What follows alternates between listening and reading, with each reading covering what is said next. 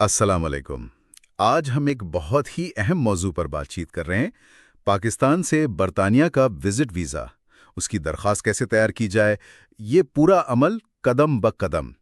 اور یہ گفتگو ممکن ہوئی ہے جناب کامران کے تعاون سے، جو یو کے ویزا پرو، لاہور کی ایک جانی مانی یو کے ویزا کنسلٹنسی فرم ہے، اس کے سی ای او ہیں۔ جی بالکل، اور آج ہمارا مقصد یہ ہے کہ یہ جو عمل ہے نا، جو کافی لوگوں کو پیچیدہ لگتا ہے، اسے تھوڑا آسان کر کے سمجھایا جائے۔ ہم بات کریں گے کہ کون اہل ہے، کون سے کاغذات یعنی ڈاکیومنٹس چاہیے، درخواست کیسے دینی ہے، اور جو نئی تبدیلیاں آئی ہیں خاص طور پر وہ ای ویزا والی، ان سب پر۔ اچھا، کیونکہ اکثر لوگ تو نام سن کر ہی گھبرا جاتے ہیں کہ یو کے ویزا بہت مشکل ہے۔ کیا یہ واقعی ایسا ہے؟ دیکھیں، مشکل نہیں کہوں گی، لیکن تیاری بہت ضروری ہے۔ اگر آپ کے پاس صحیح معلومات ہیں اور آپ نے تیاری ٹھیک کی ہے تو یہ بالکل ممکن ہے۔ لیکن ہاں، یہ بھی سچ ہے کہ برطانیہ کا جو ہوم آفس ہے وہ درخواستوں کو بہت غور سے دیکھتا ہے۔ اعداد و شمار بھی یہی بتاتے ہیں، جیسے جون 2025 تک اگر دیکھیں تو پاکستان سے وزٹ ویزا کی کامیابی کی شرح وہ کوئی 35 سے 55% کے بیچ رہی ہے۔ تو مطلب تقریباً آدھی درخواستیں کامیاب نہیں ہوتی؟ جی، مجموعی شرح سے یہ کم ہے، اور اس کی ایک بڑی وجہ یہ ہے کہ وہ بہت زیادہ زور دیتے ہیں اس بات پر کہ درخواست گزار واپس پاکستان آئے گا یا نہیں۔ یہ واپسی کا ارادہ، یا جسے وہ جینیوئن وزٹر کہتے ہیں، اس کا کیا مطلب ہے؟ ہوم آفس اصل میں کیا چیز دیکھ رہا ہوتا ہے؟ بنیادی طور پر آپ کو 3 چیزیں ثابت کرنی ہوتی ہیں۔ پہلی تو یہ کہ آپ کا پکا ارادہ ہے کہ ویزا ختم ہونے سے پہلے آپ برطانیہ چھوڑ دیں گے۔ دوسری یہ کہ آپ وہاں جا کر سرکاری فنڈز مطلب بینیفٹس وغیرہ ان پر انحصار نہیں کریں گے۔ اور تیسری کہ آپ برطانیہ کو اپنا مستقل گھر نہیں بنائیں گے، یعنی وہاں لمبا رہنے یا بسنے نہیں جا رہے۔ اور اس میں وہ جو اسٹرانگ ٹائز یا پاکستان سے مضبوط روابط کی بات ہوتی ہے، اس کا کیا کردار ہے؟ یہ پاکستانی درخواست گزاروں کے لیے اتنا خاص کیوں ہے؟ جی، یہ پاکستانی درخواست گزاروں کے لیے میں کہوں گی سب سے اہم نقطہ ہے۔ ہوم آفس یہ تسلی کرنا چاہتا ہے کہ آپ کی پاکستان میں جڑیں ہیں، ذمہ داریاں ہیں، کچھ ایسا ہے جو آپ کو واپس کھینچ لائے گا۔ یہ آپ کی یہاں کی نوکری ہو سکتی ہے، آپ کا خاندان، آپ کی کوئی جائیداد، مطلب کوئی بھی ایسی چیز جو آپ کے تعلق کو ظاہر کرے۔ تو جیسے اگر کوئی سرکاری ملازم ہے، اس کے لیے آسان ہوگا؟ نسبتاً آسان، کیونکہ ایک مستقل سرکاری نوکری، خاندان یہاں ہونا، یہ مضبوط روابط سمجھے جاتے ہیں، بنسبت شاید کسی ایسے شخص کے جس کی نوکری مستقل نہ ہو یا معاشی حالات زیادہ مستحکم نہ ہوں۔ آج کل پاکستان کی جو معاشی حالات ہیں، مہنگائی ہے، جاب مارکیٹ کا مسئلہ ہے، اس کی وجہ سے کیا یہ روابط ثابت کرنا اور مشکل ہو گیا ہے؟ بالکل، یہ ایک چیلنج تو ہے۔ بعض اوقات اسی بنیاد پر، یعنی ناکافی روابط یا انسفیشینٹ ٹائز کی وجہ سے درخواستیں مسترد بھی ہو جاتی ہیں۔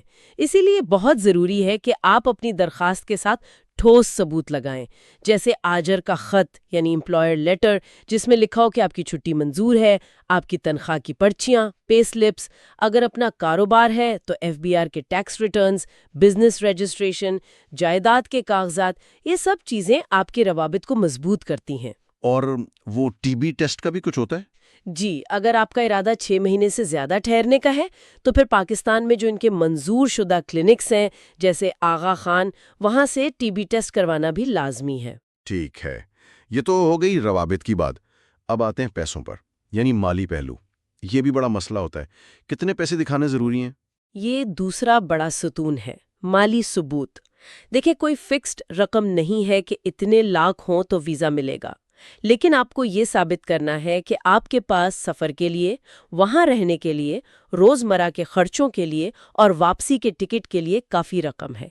ایک اندازہ لگایا جاتا ہے کہ روزانہ کا خرچہ $50 سے $100 ہو سکتا ہے، آپ کے پلان پر منحصر ہے۔ تو مطلب اگر کوئی ایک ہفتے جا رہا ہے تو اندازاً آپ کہہ لیں کہ کوئی 1.5 سے 3 لاکھ پاکستانی روپے کے برابر رقم صرف وہاں کے خرچے کے لیے، پاؤنڈ کی قیمت کے حساب سے۔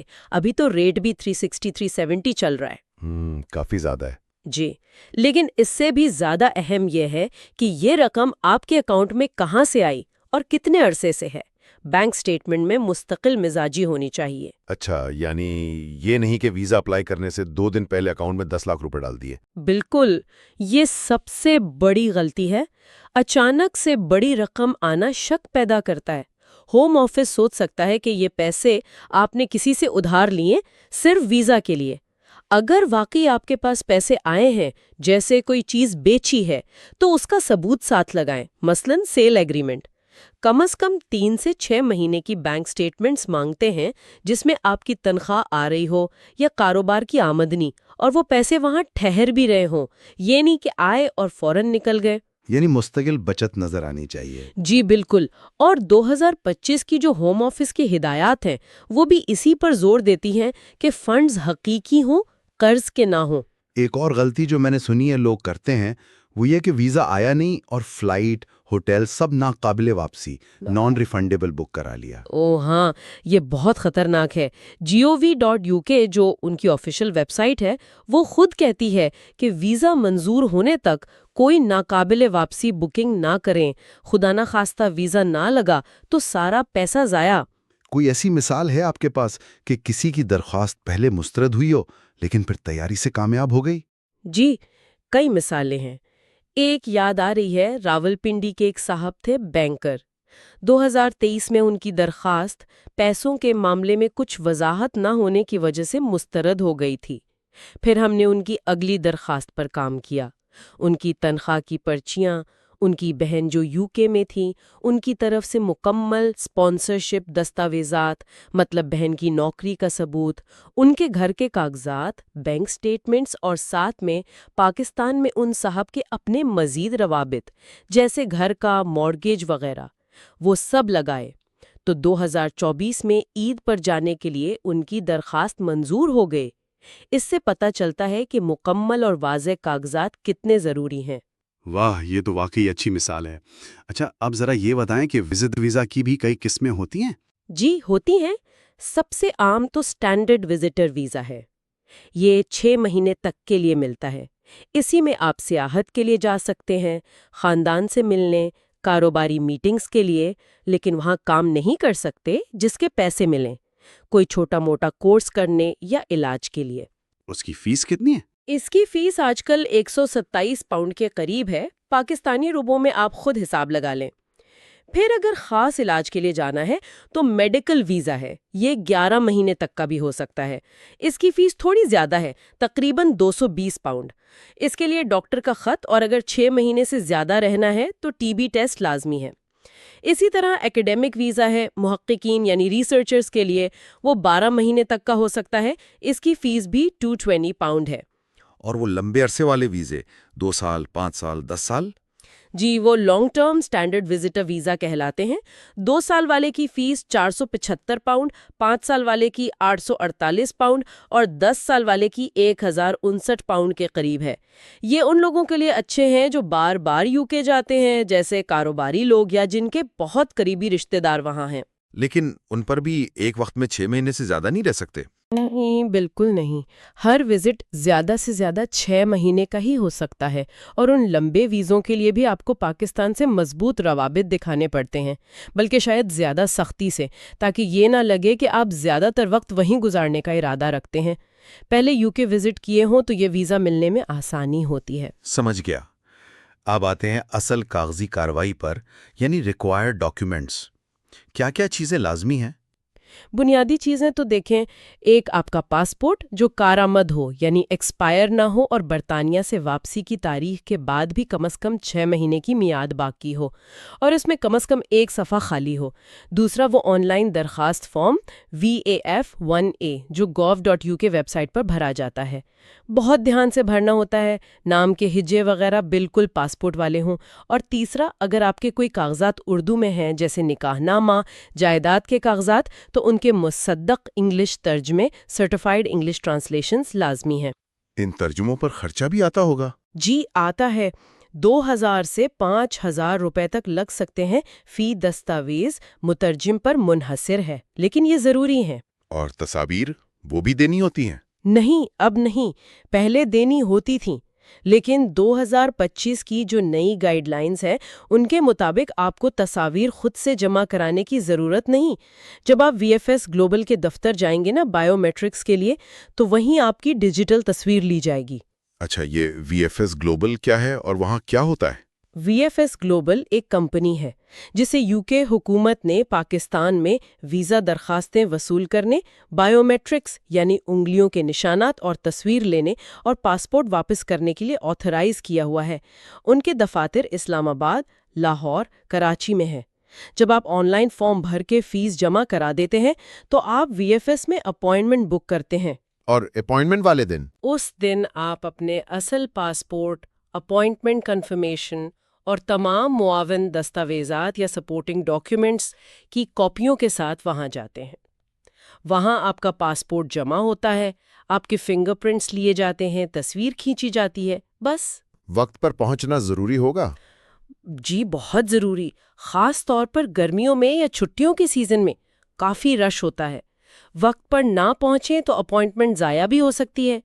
کچھ لوگ SMS اپڈیٹ کی سروس بھی لے لیتے ہیں تھوڑے اضافی پیسے دے کر، تاکہ انہیں پتہ چلتا رہے کہ درخواست کا کیا بنا۔ آپ نے معاون دستاویزات کہا، اس میں کیا کیا آتا ہے؟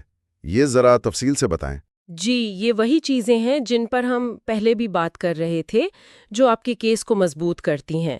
سب سے پہلے تو پاکستان سے روابط کا ثبوت۔ اگر نوکری کرتے ہیں تو آجر کا خط، NOC، پچھلے 3 مہینے کی تنخواہ کی پرچیاں۔ اگر اپنا کاروبار ہے تو FBR کے tax return, business registration certificate, کاروبار کے بینک سٹیٹمنٹس، شاید کچھ کلائنٹ کے معاہدے بھی۔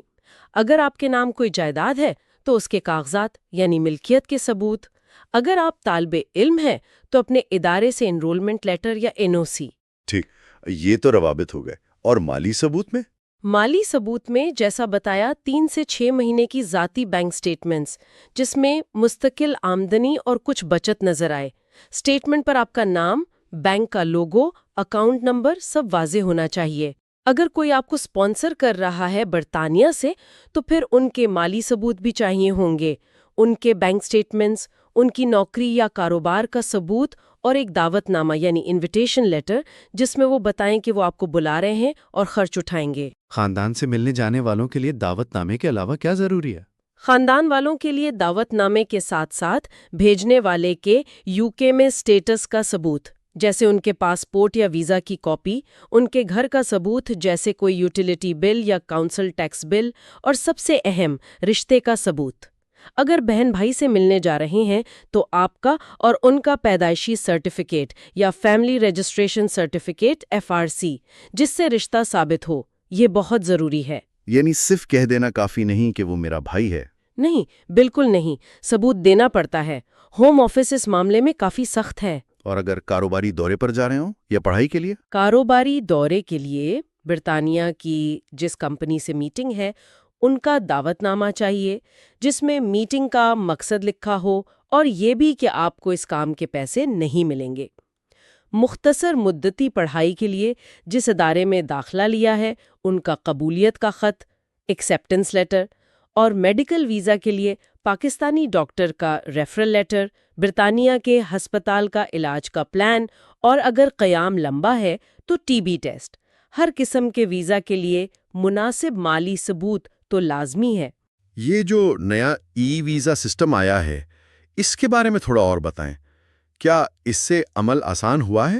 جی، ویزا جو جولائی 2025 سے پاکستانیوں کے لیے آیا ہے، اس کا بنیادی مطلب یہ ہے کہ اب آپ کے پاسپورٹ پر ویزا کا سٹیکر نہیں لگتا۔ منظوری آپ کو ای میل میں ڈیجیٹل طور پر ملتی ہے۔ جب آپ سفر کرتے ہیں تو ایئر لائن اور بارڈر پر اسے وہ سسٹم میں چیک کر لیتے ہیں۔ اس کا ایک فائدہ یہ ہے کہ زیادہ تر دستاویزات اب VFS پورٹل کے ذریعے آن لائن ہی اپلوڈ ہو جاتی ہیں۔ تو پھر VFS جانے کی ضرورت کیوں ہے؟ جی، VFS جانا اب بھی ضروری ہے۔ ایک تو بائیو میٹرکس دینے کے لیے، فنگر پرنٹس اور تصویر۔ دوسرا، اپنا اصل پاسپورٹ دکھانے اور تصدیق کروانے کے لیے، وہ اب بھی پاسپورٹ دیکھتے ہیں۔ اچھا، اور یہ درخواست پر فیصلہ آنے میں کتنا وقت لگتا ہے؟ معیاری وقت کیا ہے؟ معیاری وقت جو بتایا جاتا ہے وہ 3 سے 6 ہفتے ہیں VFS کے 2025 کے ڈیٹا کے مطابق، لیکن یہ کم زیادہ ہو سکتا ہے۔ گرمیوں میں یا چھٹیوں میں اکثر زیادہ وقت لگ جاتا ہے۔ اور اگر جلدی ہو تو؟ जैसे कोई इमरजेंसी हो? जी, उसके लिए प्रायोरिटी और सुपर प्रायोरिटी सर्विसेज हैं। उनकी इजाफी फीस होती है और काफ़ी ज़्यादा होती है। प्रायोरिटी सर्विस में वो कहते हैं कि तकरीबन 5 कारोबारी दिनों में फैसला देने की कोशिश करते हैं, सुपर प्रायोरिटी में 1 कारोबारी दिन में। ये तो बहुत तेज है। जी, लेकिन ये सर्विसेज महंगी हैं और गारंटी फिर भी नहीं होती। वो कोशिश करते हैं। ये इमरजेंसी जैसे किसी करीबी अजीज की बीमारी या फौतगी या बहुत ज़रूरी कारोबारी मीटिंग के लिए लोग इस्तेमाल करते हैं। सही। अब आते हैं उस हिस्से पर जिसका सबको डर रहता है, इनकार, रिफ्यूजल। पाकिस्तानी दरखास्त गुजारों की दरखास्तें आमतौर पर क्यों मुस्तरद होती हैं? 2025 के हिसाब से क्या वजूहात हैं? होम ऑफिस के अपने डेटा के मुताबिक 2025 में पाकिस्तानी दरखास्तों के इनकार की 3 सबसे बड़ी वजूहात ये थीं। पहली, गैर वाज़ेह इरादा, यानी ऑफिसर को ये समझ नहीं आया कि दरखास्त गुजार का असल मकसद क्या है और क्या वो वाकई वापस जाएगा। शायद सफरी मंसूबा वाज़ेह नहीं था या मकसद मशकूक लगा। दूसरी, कमज़ोर रवाबित, यानी पाकिस्तान में नौकरी, कारोबार, खानदान या जायदाद के इतने मजबूत सबूत नहीं दिए गए कि ऑफिसर को यकीन आए कि ये शख्स वापस ज़रूर आएगा। और तीसरी, मशकूक मालियात, या तो दिखाए गए फंड सफ़र के लिए नाकाफ़ी थे या उन पैसों का जरिया वाज़ेह नहीं था, वही अचानक वाली रकम वाला मसला। तो इन चीजों से कैसे बचा जाए? सबसे अच्छा तरीका तो वही है जो मैंने पहले कहा। एक अच्छा सा कवर लेटर लिखें, उसमें साफ साफ अपने सफ़र का मकसद बताएं, क्यों जा रहे हैं, कहाँ ठहरेंगे, क्या करेंगे। अपने पाकिस्तानी रवाबित की तफसील बताएं, नौकरी, खानदान, जिम्मेदारियां, और अपने माली हालात की वजाहत करें कि आपके पास कहाँ से पैसे आए और आप सफ़र कैसे अफोर्ड कर रहे हैं। और दोबारा याद दहानी, वीज़ा लगने से पहले नाकाबिले वापसी टिकट या होटल बुक ना करें। अगर दरखास्त स्पॉन्सर्ड हो, मतलब कोई बरतानिया से बुला रहा हो और खर्चा भी उठा रहा हो, तो क्या जिम्मेदारी स्पॉन्सर पर होती है? जिम्मेदारी तो फिर भी दरखास्त गुजार की ही होती है कि वो हकीकी विजिटर के तकाजे पूरे करे, लेकिन स्पॉन्सर के कागजात बहुत अहम हो जाते हैं। स्पॉन्सर को एक तफसीली दावतनामा देना होता है, साथ में अपने पासपोर्ट की कॉपी, यूके में अपने स्टेटस का सबूत, अपने घर का सबूत ताकि पता चले दरखास्त गुजार कहाँ रहेगा, और अपने माली दस्तावेजात जैसे 6 माह की बैंक स्टेटमेंट्स, नौकरी है तो तनख्वाह की पर्चियां या कारोबार है तो उसका सबूत। और हाँ, रिश्ते का हकीकी सबूत भी देना होता है। जाली दावतनामे या स्पॉन्सरशिप अक्सर पकड़ी जाती हैं। ठीक है। अब अगर खुदा न खास्ता दरखास्त मुस्तरद हो ही जाए तो फिर क्या सब खत्म? नहीं नहीं, बिल्कुल नहीं। घबराने की ज़रूरत नहीं है। सबसे पहले तो जो इनकार का ख़त मिलता है उसे बहुत गौर से पढ़ें। उसमें लिखी होती है कि किन वजूहात की बिना पर इनकार किया गया है। उन वजूहात को समझना ज़रूरी है। जी, बहुत ज़रूरी है। जब आपको वजह पता चल जाए तो आपके पास उमूमन 2 रास्ते होते हैं। पहला, और अक्सर यही बेहतर होता है, कि आप उन वजूहात को दूर करें। जो कमियां थीं उनको पूरा करें, मज़ीद दस्तावेज़ात लगाएं और एक नई बेहतर दरखास्त जमा करा दें। आप फ़ौरन दोबारा अप्लाई कर सकते हैं, कोई इंतज़ार की मुद्दत नहीं होती। दूसरा रास्ता ये है कि अगर आपको लगता है कि फ़ैसला गलत हुआ है, मतलब ऑफिसर ने आपके दिए गए शवाहिद को नज़रअंदाज किया या कोई कानूनी गलती की है, तो आप फ़ैसले के खिलाफ अपील या नज़र सानी की दरखास्त दे सकते हैं। इसमें कितना वक्त लगता है? इसमें वक्त ज़्यादा लगता है, कई हफ्तों या महीने भी लग सकते हैं, और इसकी अलग से फीस भी होती है। ये ऑप्शन तभी इस्तेमाल करना चाहिए जब आपको यकीन हो कि फ़ैसला वाकई गलत था। ज़्यादातर केसेस में कमियां दूर करके दोबारा अप्लाई करना ज़्यादा तेज़ और मुअस्सर रहता है। अच्छा, ये तो वाज़ेह हो गया। अब आखिर में ये बताएं कि मजमूई तौर पर कामयाबी की शरह यानी सक्सेस रेट कैसी चल रही है, और दरखास्त को मज़ीद मजबूत बनाने के लिए कोई ख़ास टिप्स? देखिए, मजमूई तौर पर यूके विजिट वीज़ा की कामयाबी की शरह में पिछले कुछ सालों में थोड़ी कमी आई है, लेकिन पाकिस्तान के लिए 2024 के डाटा के मुताबिक ये शरह तकरीबन 62-63% के करीब थी, जो ना बहुत अच्छी है ना बहुत बुरी, दरमियानी है। तो दरखास्त को इस 63% में लाने के लिए क्या किया जाए? मजबूती के लिए चंद बातें। एक तो तफसीली सफरी मंसूबा यानी डिटेल्ड आइटनरी बनाकर साथ लगाएं। भले बुकिंग ना हो, लेकिन दिन ब दिन का प्लान हो। कोर लेटर ज़रूर लिखें जिसमें सब कुछ खुलासा कर दें। اپنے روابط کے ثبوت مضبوط دیں۔ خود ملازم ہے تو FBR ریٹرن لازمی دکھائیں، طالب علم ہے تو ادارے کا خط، اور اپنے مالی حالات کو بالکل شفاف رکھیں۔ 3 سے 6 ماہ کی مستقل بچت دکھائیں۔ پاکستانی روپے کی قدر میں کمی کی وجہ سے وہ فنڈز کو زیادہ غور سے دیکھتے ہیں، تو اس بات کا خیال رکھیں۔ ایک تو فوری سوال جو اکثر لوگ پوچھتے ہیں، کیا کم آمدنی والا بندہ اپلائی کر سکتا ہے؟ جی بالکل کر سکتا ہے۔ اہم بات آمدنی کی مقدار نہیں بلکہ اس کا مستقل ہونا، جائز ہونا اور اس کا ثبوت ہونا ہے۔ اگر کم آمدنی ہے لیکن بچت ہے، روابط مضبوط ہے تو بالکل ہو سکتا ہے۔ Free lancers? فری لانسرز بھی کر سکتے ہیں لیکن انہیں ثبوت زیادہ دینے پڑتے ہیں۔ اپنے کام کے معاہدے، کانٹریکٹس، کلائنٹ سے ہونے والی پیمنٹس کا ریکارڈ، بینک سٹیٹمنٹ میں، FBR ریٹرن وغیرہ۔ اور اگر پہلے کبھی ویزا رد ہوا ہو؟ تو اس سے کوئی پابندی نہیں لگتی، آپ دوبارہ اپلائی کر سکتے ہیں۔